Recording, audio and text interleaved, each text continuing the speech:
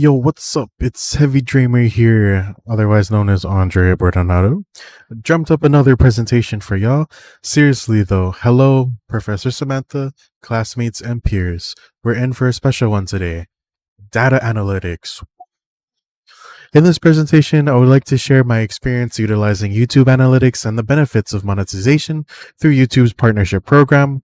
Lastly, I'm going to weigh the advantages and disadvantages of being a partner on YouTube. So, let's get into it. And I'd like to start with a quote from Mr. James Avery, also known as Uncle Phil on Fresh Prince of Bel-Air. I have wandered many roads that I have never traveled, touched many things that eyes have never seen. It is through stories that life is made, and through stories that life is saved. Beautifully said. On that topic, I wanted to talk about analytics and how much fun I had during the process. So these are my highlights. There were a lot of surprises along the way, such as videos that I found that grew really well, actually, and upon release were flopping. They didn't have any views for the longest time. This Fortnite Iron Man video had nothing and then suddenly started getting traction recently. And my series on Death's Gambit was sinking and no one was watching. I was basically posting for no one. And all of a sudden, I'm starting to get views on them, and I didn't understand why. So I thought about what was making these videos last longer than all of the other videos. I put tons of work into them, and these ones were a little more less impactful in terms of video editing and all of the other things I did. And I think it had to do with delivering on my promise. I made titles that were either vague or not, you know, real, or maybe misleading. So people really wouldn't stay that long. I had maybe like 30-second watch time. That's increased by about 15 seconds. So improving, and I can keep looking at analytics to improve. And I'm hoping that my change in content with the mini project into video essays will help my channel grow in a different way. And I hope that when I look back at the data, my channel sees growth in a different way. I like to think of it as one step back and two leaps forward. Moving on, let's get more into more analytics. I'm going to be talking about region, age, and watch time. Don't mind this text over here. It's Canva default. So let's start with age. I think that is the most important analytic because it describes the channel's viewers. This gives me information on what type of content people within this age range enjoy.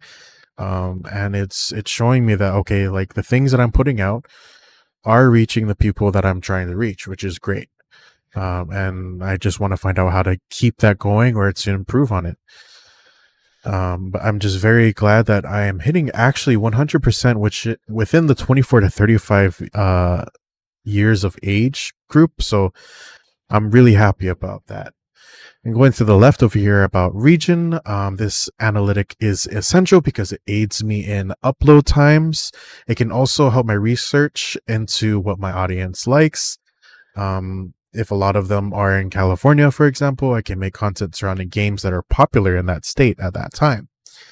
Watch time has been crucial for my content creation. As I mentioned earlier, I've been trying to do improvements on the 45-second time, maybe 50 seconds next. So I'm going to keep looking into these videos.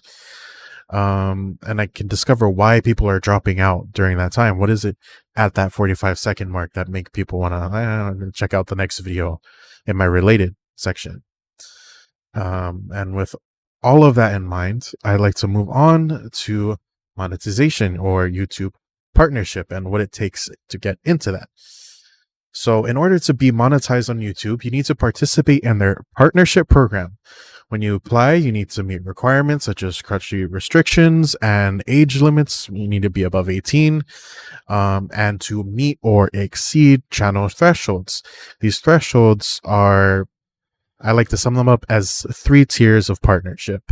And each tier allows a content creator to do more with the platform. In order to become a partner, in the first place, your channel must meet these requirements. You need 500 subscribers, 3 public uploads in the last 90 days, and these uploads should gain 3,000 public watch hours.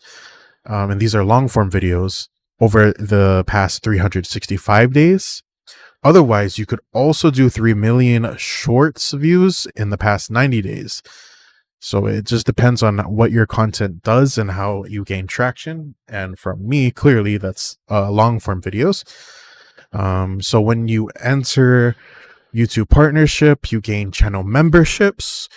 You can sell your own merchandise on the site. You also get some bonuses for streaming, such as super chat and super stickers, super thanks, and ad revenue. In order to gain access to tier 2, you need 1,000 subscribers and 4,000 public hours, watch hours on your long form, or 10 million shorts views. And to get tier 3, it's just a little bit more above. You need 10,000 subscribers and gain the same amount of public watch hours or shorts views. And in tier 2, this adds ad revenue and YouTube premium revenue. Tier 3 allows for you to sell your products, as well as products from other brands. So let me get that clear. Tier 3 is for products that you could do, like affiliate links, for example, and you can sell your products on tier 1. So now that we've got all of these facts out of the way, let's talk about the benefits and setbacks, or the pros and cons of monetization on YouTube. So here are some things to consider. One clear advantage is that my work is now going to be gaining revenue. This will allow me to grow my brand. I can make investments in social media. I could even hire a video editor. I could purchase licenses for music and B-roll. I think that if I'm deep into tier 3 monetization, and if I play my cards right, I can make YouTube my full-time gig. With the ability to sell merchandise, give live streaming, add-ons, and even sell affiliate products, it would create a kind of ecosystem for my brand. The danger with most freelancing types of work is that you don't know when your next meal is going to be. Content creation is a dream with no clear route to success. It's the same story with comedians, actors, and artists. Hell, even entrepreneurs and small startups have been doubted by many. I think it's hard for people to encourage something when there's no clear end, such as doctor or lawyer. Some naysayers may even inject doubt during times of pure monetary success. Why? Because you don't know when it'll end. I think that's why YouTube provides all of these partnership programs. It gives people a chance to become their own brand. Even if their YouTube channel eventually flops, or they're just not interested in video content creation, they will still have a business and they can play their cards from there. So that was the last thoughts. Let's talk about what we talked about today. To conclude, I discussed my experiences using YouTube analytics, monetization, and YouTube, as well as the pros and cons of being monetized on YouTube. With all of the data collected during this week's project, I feel confident in my next move towards a video essayist. Content creator is a dream, and I'm going to keep chasing it. And on that note, thanks for watching. Smash that like button, kick that subscribe button as well, and go ahead and ring that bell on your way out. I'm on Twitter X. You can find me at my handle at Heavy Dreamer, just like my YouTube channel. More information in the description below. Have a wonderful holiday season ahead, folks, and don't forget to keep on dreaming.